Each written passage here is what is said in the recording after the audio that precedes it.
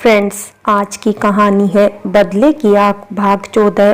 पिछले भाग में आपने पढ़ा, मारिया ने जैसे ही दरवाज़ा खोला तो वहां सुनील अपने कई गुंडों के साथ खड़ा था और उसने मारिया से पूछा, मारिया मुझे पहचानती हो? जी नहीं, इतना कहकर सुनील मेकअप रूम के अंदर आ गया और फिर उसने मिन्नी और हरजीत को रस्सी से बंधवा दिया और उनके मुंह पर पट्टियां बांध दी। अब आगे सुनील ने सैम से कहा, इन दोनों को अपने अड्डे पर ले चलो, अभी बताता हूँ इन्हें कि सुनील से पंगा लेने का क्या अंजाम होता है। रंगा, अड्डे पर ही इसके भाई को फोन करके कह दो कि ये दोनों मेरे कब्जे में हैं। अगर ज्यादा चूंचा पटकी तो इन दोनों का भेजा उड़ाने में ज्यादा टाइम नहीं लगेगा मुझे। यस बॉस, रंगा बोला और सैम मिन्नी और हरजीत को मोटर में बैठाकर अड्डे की ओर रवाना हो गया। लेकिन सुनील को ये पता नहीं चला कि अभिमन्यु वहीं पर छिपा हुआ था। आज वो दाढ़ी मूछ लगा कर आया था, इसलिए सुनील ने उसे नहीं पहचाना। सुनील भी क्लब से बाहर आकर दूसरी मोटर में जा बैठा और वो भी अड्डे की ओर चला गया। तब अभिमन्यु ने सोचा कि ये खबर दक्ष तक पहुंचानी बहुत जरूरी है कि मिन्नी दीदी और हरजीत भैया को सुनील ने अपने कब्जे में ले लिया है, तभी कुछ हो सकता है। अभिमन्यु फौरन टैक्सी में बैठा और पुलिस चौकी की ओर चल पड़ा। अभिमन्यु पुलिस चौकी पहुंचने ही नहीं पाया था कि दक्ष के पास एक टेलीफोन आया। इंस्पेक्टर दक्ष, मैं रंगा बोल रहा हूँ। तेरी बहन मिन्नी और वो सीआईडी ऑफिसर हरजीत सुनील के कब्जे में है। अगर उनका भला चाहते हो तो फौरन सुनील के अड्डे पर अपने बाप और अरमान के साथ पहुंच जाओ। हाँ, और ध्यान रहे, अपने पुलिस साथियों को लाने की कोई जरूरत नहीं है, नहीं तो अपनी बहन का अंजाम सोच लेना। कमीने, मेरी बहन को कुछ हुआ तो तेरी बोटी बोटी नोच लूंगा, दक्ष चीखा। इंस्पेक्टर, ज्यादा मत चीख, काम पर ध्यान दे, रंगा बोला। तुम जैसा कहोगे मैं करूंगा, लेकिन मेरी बहन को कुछ मत करना, दक्ष बोला। अब आया ना लाइन पर, ध्यान से सुन कि कहाँ आना है। और रंगा ने पता बताकर टेलीफोन काट दिया। रंगा की बताई हुई जगह पर दक्ष ने बिना साथियों के जाने की तैयारी कर ली। तब तक अभिमन्यु भी पहुंच गया और उसने सारी बात कह सुनाई। तभी दक्ष बोला, हाँ, मेरे पास भी सुनील के साथी का फोन आया था। उसने मुझे वहाँ पापा और अरमान चाचा के साथ बुलाया है। मैं भी चलूंगा, अभिमन्यु बोला। लेकिन कैसे? चौथा इंसान वहाँ कैसे जाएगा? दक्ष बोला। दक्ष, तुम जाओ, मैं तुम्हारे पीछे पीछे आता हूँ, अभिमन्यु बोला। लेकिन वहाँ खतरा है, तुम ऐसा करो, पुलिस को साथ लेकर पहुंचो, दक्ष बोला। नहीं, उन लोगों को अगर पुलिस के बारे में भनक भी लग गई तो मिन्नी दीदी और हरजीत भैया की जान को खतरा हो सकता है, अभिमन्यु बोला। ऐसा करते हैं, तुम अमर अंकल और अरमान चाचा के साथ वहां पहुंचो, पीछे से मैं भी पहुंच जाऊंगा। पुलिस ले जाने के लिए मैं रामपाल अंकल से कहता हूं, वो पुलिस को खबर कर देंगे और पुलिस भी पहुंच जाएगी, अभिमन्यु बोला। हाँ, यही सही रहेगा, दक्ष बोला। तभी दक्ष के पुलिस चौकी के टेलीफोन की घंटी दोबारा बजी। दक्ष ने टेलीफोन उठाया तो उधर से सेठ रामपाल जी बोल रहे थे।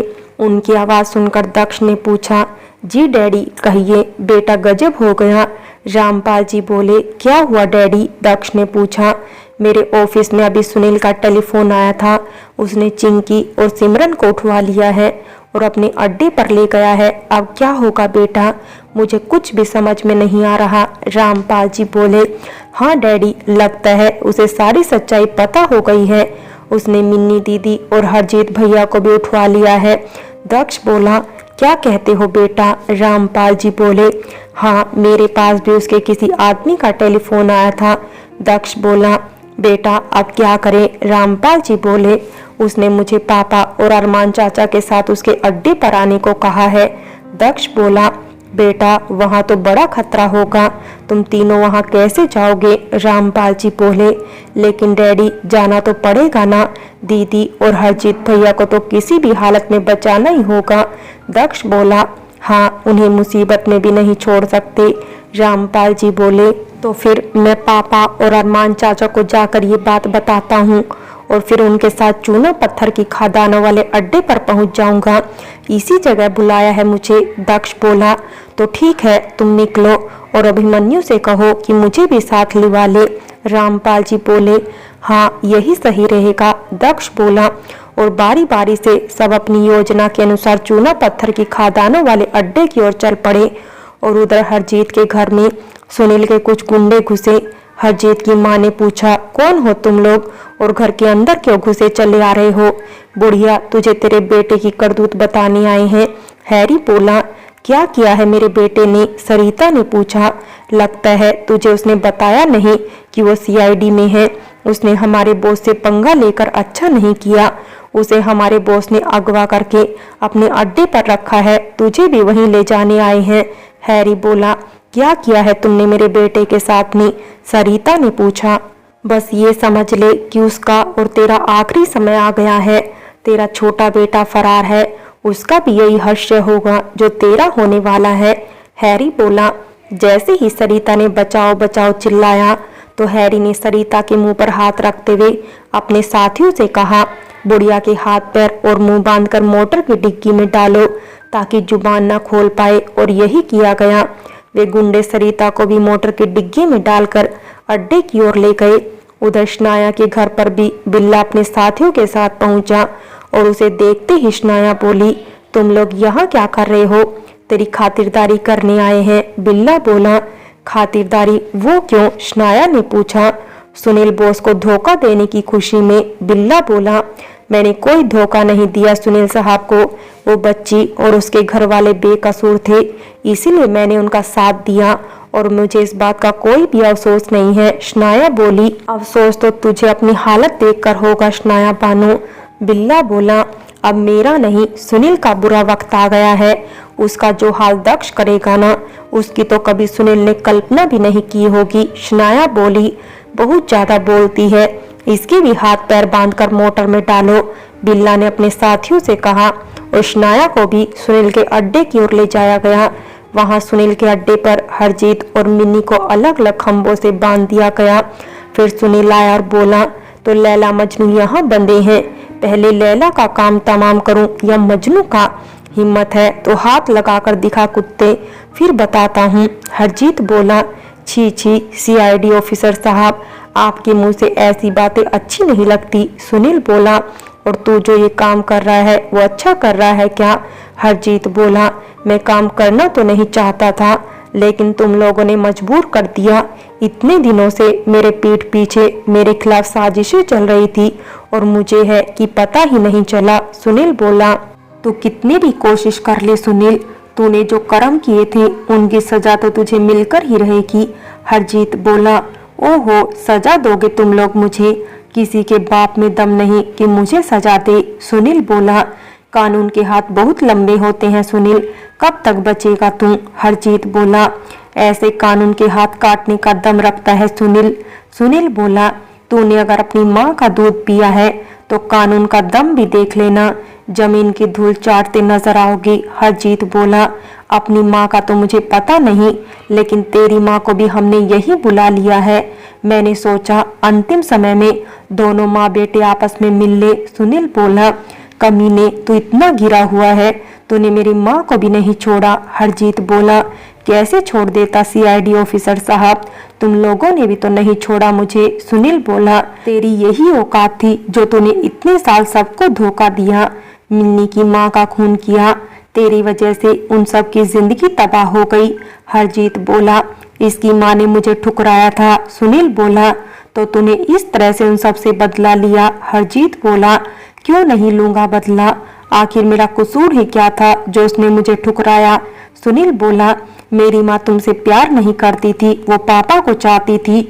मिन्नी बोली। मैं ये सब कुछ नहीं जानता, मुझे बस बदला लेना था और मैंने ले लिया। सुनील बोला। और अब मैं बदला लूंगी, तेरे हर बुरे काम का हिसाब करूंगी। सुनील। मिन्नी बोली। ए लड़की, चीख मत, नहीं तो जुबान खींच लूंगा। सुनील बोला। चीखूंगी और तेरे सारे बुरे कर्म सबको बताऊंगी। मिन्नी बोली। तू ये दिन देखने के लिए जिंदा बचेगी तब ना। सुनील बोला। तू हमारा कुछ नहीं बिगाड़ सकता सुनील। हरजीत बोला। वो तो वक्त ही बताएगा। सुनील बोला। तभी हैरी आया और सुनील से बोला। आपका काम हो गया बॉस। अच्छा, तो कहाँ है वो? ठीक से खातिरदारी की ना उनकी? सुनील बोला। यस बॉस, बहुत शोर मचा रही थी, मुंह भी बांध रखा है। हैरी बोला, लीजिए आपकी माँ को भी मैंने बुला लिया, सोचा आखिरी बार माँ बेटे से मिल ले। सुनील ने हरजीत से कहा, कुत्ते छोड़ दे मेरी माँ को। सरिता को देखते ही हरजीत सुनील से बोला।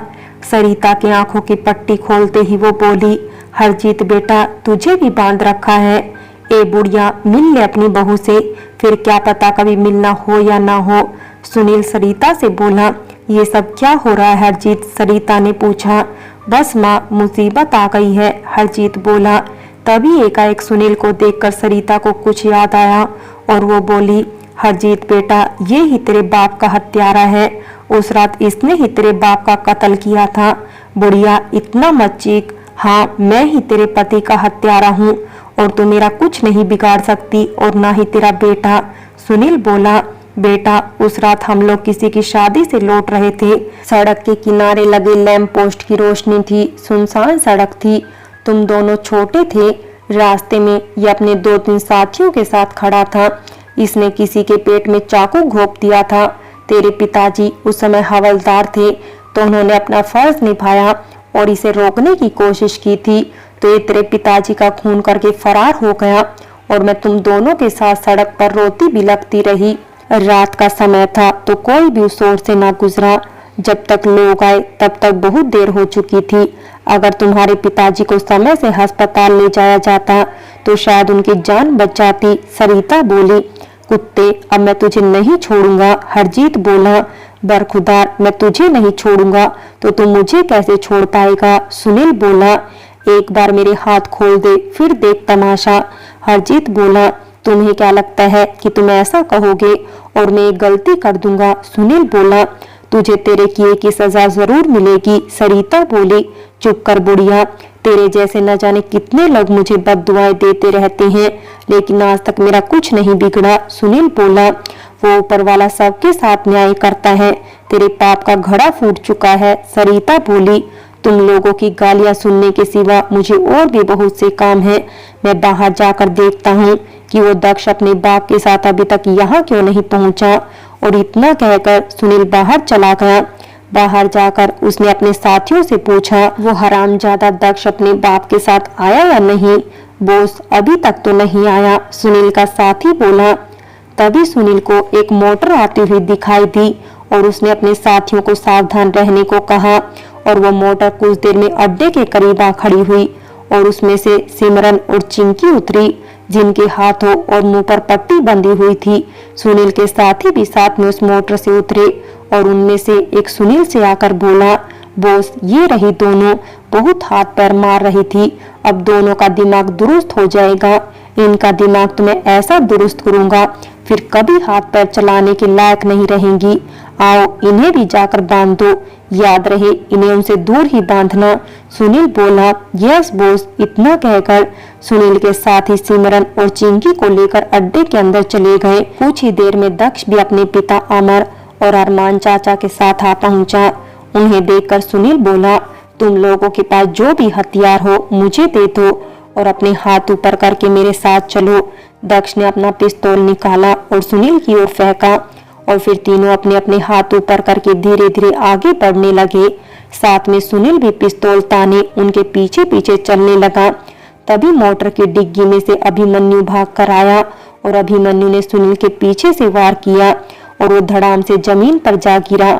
मौका देखते ही दक्ष भी सुनील पर झपटा और उसकी कॉलर पकड़कर उसे मारने लगा।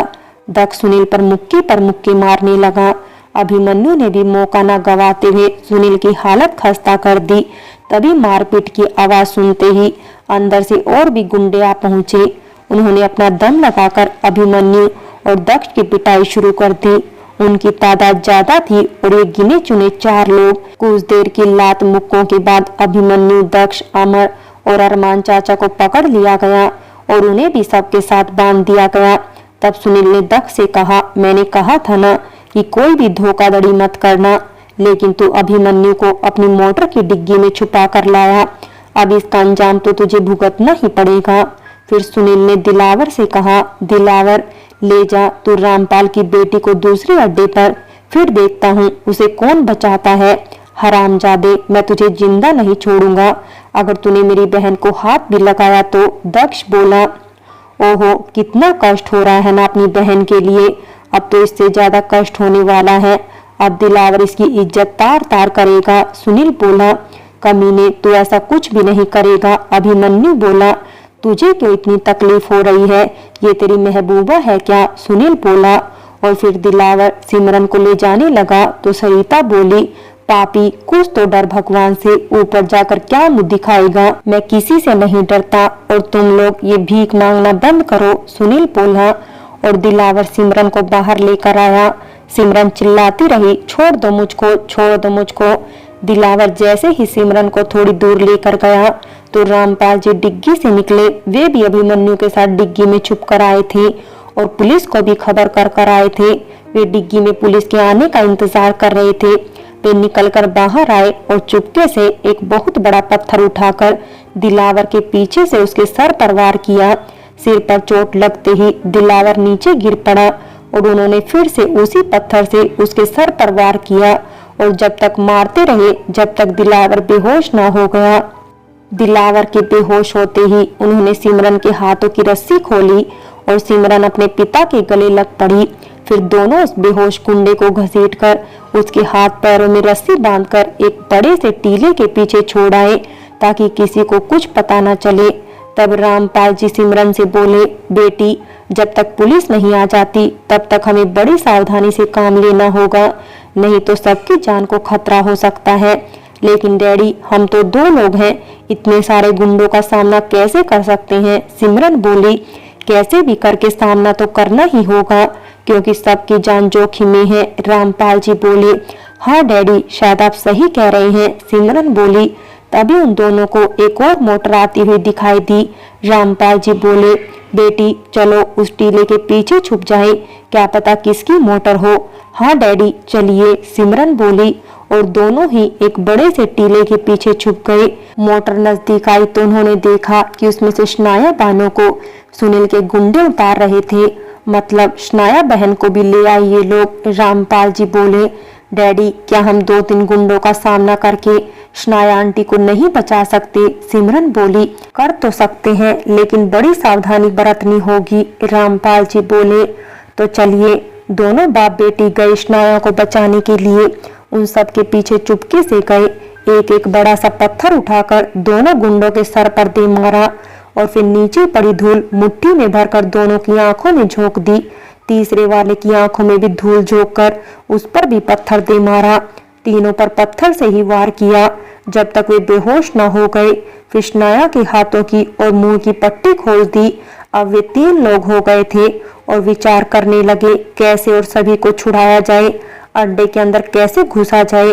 और उधर अड्डे के अंदर सबके मन में भी बहुत उथल पुथल मची हुई थी कि न जाने अब क्या होने वाला है। सुनील के हाथ में पिस्तौल थी और वो उसी के इशारे पर सबको नचा रहा था। तभी सुनील दक्ष से बोला, तेरी छोटी बहन को लेकर तो दिलावर रंगरलियां मनाने गया है, अब तेरी बड़ी बहन के साथ क्या किया जाए।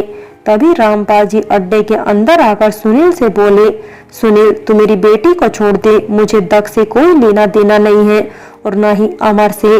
लेकिन तू यहाँ कैसे आया? सुनील ने रामपाल जी से पूछा। मैं अपनी बेटी को छुड़ाने आया हूँ, कहाँ है मेरी बेटी? रामपाल जी ने पूछा। तू मेरा साथ देगा तभी तेरी बेटी को छोड़ूंगा। सुनील बोला, हाँ, मैं तेरे साथ हूँ। रामपाल जी बोले, डैडी, आप ये क्या कह रहे हैं? दक्ष ने पूछा। तू मेरा सगा बेटा नहीं है दक्ष, लेकिन सिमरन मेरी सगी बेटी है, मुझे अब तुमसे कोई लेना देना नहीं है। रामपाल जी बोले, आप भी बदल गए डैडी। दक्ष बोला, मैं अपनी बेटी की जान तुम सबके लिए खतरे में नहीं डाल सकता। रामपाल जी बोले और बातों हुई बातों में झटके से रामपाल जी ने सुनील के हाथों से पिस्तौल छीन ली और सुनील पर तानते हुए बोले, अपने गुंडों से कह दे कि छोड़ दें सबको, नहीं तो भून कर रख दूंगा। तब तक शनाया और सिमरन भी अंदर आ चुकी थी और वे दोनों बारी बारी से सबके हाथों की रस्सियां खोलने लगी। तब सुनील ने रामपाल जी से कहा, तूने मेरे साथ इतना बड़ा धोखा किया, दिलावर कहाँ है? उसे तो मैंने ठिकाने लगा दिया है और जो लोग शनाया बहन को यहाँ लाए थे उन्हें भी। और रही धोखे की बात, तो तूने भी तो जिंदगी भर सबको धोखा ही दिया है। मैंने थोड़ी देर के लिए तुझे धोखा दे दिया तो क्या हुआ, तू इसी काबिल है, अब देखना तू कुत्ते की मौत मरेगा, रामपाल जी बोले। और जैसे ही सबके हाथों की रस्सियां खुल गई तो सुनील को अपनी जान खतरे में पड़ी मालूम हुई और उसने पिस्तौल लिए रामपाल जी को जोर का धक्का दिया और वे जमीन पर गिर पड़े। सुनील ने फौरन ही उनके हाथ से पिस्तौल छीनी और बोला, जो जहां खड़ा है खड़ा हो जाए, नहीं तो मैं सबकी धज्जियां उड़ा दूंगा।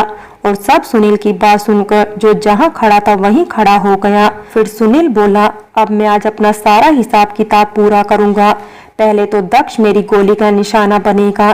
तभी हरजीत ने अपने हाथ के पास पड़ा हुआ लकड़ी का टुकड़ा सुनील के हाथ पर जोर से फेंका और उसके हाथों की पिस्तौल छूटकर जमीन पर गिर पड़ी और फिर सभी गुंडों पर झपट पड़े। दक्ष ने सुनील को पकड़ा और मार मार कर उसके चेहरे का हुलिया बिगाड़ दिया। काफी देर तक घमासान लड़ाई चली। सभी औरतों ने भी कमर कस ली थी, उनसे भी जो पनपन रहा था वो ले लेकर गुंडों को मार रही थी। सभी गुंडों और सुनील की अच्छे से धुलाई हो रही थी। सुनील की मार खा खा कर हालत खराब हो गई थी। अब उसमें इतना दम नहीं रह गया था कि वो दक्ष से लड़ सके। अब उसकी हिम्मत जवाब दे चुकी थी। तब तक पुलिस की जीप की आवाज सुनाई थी। पुलिस अड्डे पर पहुंच गई थी। सभी पुलिस वालों ने बारी बारी से सभी गुंडों को पकड़ लिया। सुनील भागने का मौका ढूंढ रहा था। फिर उसने जमीन पर पड़ी हुई पिस्तौल देखी और लपक कर उठा ली और उसने दक्ष पर गोली चलाई, लेकिन ऐन मौके पर अरमान चाचा दक्ष के सामने आ गए और गोली अरमान चाचा को लग गई। अरमान चाचा को गोली लगते ही सुनील बाहर की ओर भागा, लेकिन दक्ष इस बार चुकना नहीं चाहता था। फिर उसने पुलिस वाले का पिस्तौल छीना और सुनील पर अंधाधुंध गोलियां चला दी। सुनील जमीन पर गिर पड़ा। पुलिस उसके पास पहुंची तो वो मर चुका था। दक्ष भागकर अरमान चाचा के पास आया। अमर अरमान चाचा का सर अपनी गोद में लेकर बैठे। अरमान चाचा ने एक झलक दक्ष को देखा और अपनी आंखें मूंद ली। वो हमेशा के लिए सबको छोड़कर जा चुके थे। दक्ष जोर से चीखा, नहीं, आप हम सबको छोड़कर नहीं जा सकते अरमान चाचा। लेकिन अरमान चाचा जा चुके थे। मरते दम तक उन्होंने अपने नमक का कर्ज अदा किया। जीवन भर केवल अमर के परिवार की ही भलाई की। बचपन में भी दक्ष की जान उन्होंने ही बचाई थी और आज भी अरमान चाचा को उनके धर्म की विधि के अनुसार दफनाया गया। उनके एहसानों को अमर का परिवार कभी भी नहीं भुला पाएगा। और फिर कुछ दिनों बाद हरजीत और मिन्नी की शादी हो गई। मिन्नी अपने बंगले में आकर हरजीत के परिवार के साथ रहने लगी। मिन्नी के परिवार में हरजीत, सासू मां सरिता, देवर अभिमन्यु और देवरानी सिमरन थी। मिन्नी ने शनाया को भी अपने साथ रख लिया। दक्ष और चिंकी की भी शादी हो गई। अब अमर अकेले पड़ गए थे, इसलिए उन्होंने जेलर साहब का घर छोड़ दिया और दक्ष ने उन्हें अपने घर में रख लिया। अब रामपाल जी को भी अमर का साथ मिल गया था। दोनों आपस में खूब गप्पे लड़ाते। इस तरह से जो विश्वासघात सुनील ने अमर के परिवार के साथ किया था, उसे उसका फल भुगतना पड़ा। फ्रेंड्स, बदले की आग कहानी यही समाप्त होती है। और अगर कहानी अच्छी लगी हो तो लाइक करें, शेयर करें और प्यार भरी कहानी चैनल को सब्सक्राइब करें।